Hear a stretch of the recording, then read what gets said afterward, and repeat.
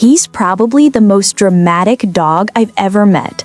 The tiniest little thing happens, and he acts like the world is ending. One time, he got the smallest cut on his paw. He was limping and whining so much that we were convinced something serious had happened. We rushed him to the emergency vet, and the vet couldn't even find the injury at first. When she looked closer, she called it a paper cut. Still, he got a special bandage and some pain meds because of course he did. There he is. The perfect man. It's not the only time he's pulled something like that. Once, he got stung by a bee. Thankfully, I saw it happen, so I knew it was real pain this time. I bandaged him up just to make him feel cared for, and he immediately perked up.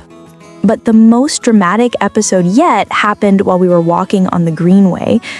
He suddenly froze, trembling, holding up his paw, looking absolutely heartbroken. I tried to wait it out, knowing his flair for theatrics, but he wouldn't calm down. Back to the emergency vet we went, and guess what? It was a mosquito bite. Yep, he got a cone and pain meds for that too.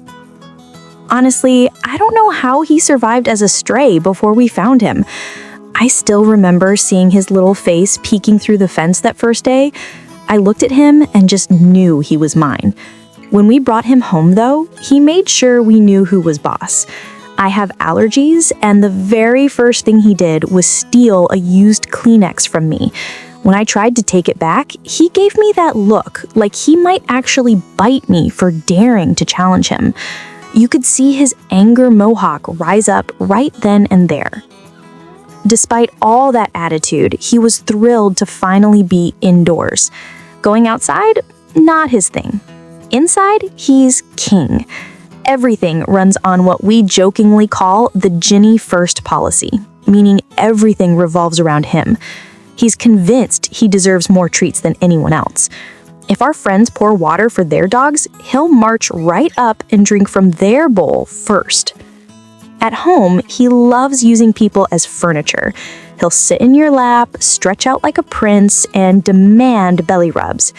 The funny part is, when we take him out, people always say, "Wow, your dog is so well behaved."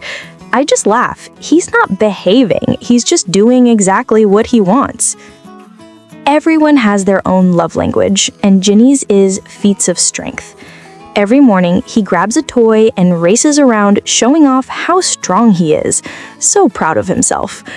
He's a little tyrant with our foster puppies, but honestly, he's good for them. He teaches them manners in his own bossy way. I'll never forget the time all our foster puppies were getting their vaccines. Ginny got jealous that they were getting attention, so the lady giving the shots had to give him a pretend vaccine just so he'd feel included. He's dramatic, demanding, and full of attitude, but he's also the funniest, most lovable little jerk you could ever imagine. We wouldn't trade him for anything. If this story touched your heart, don't forget to like, comment, and subscribe to the channel.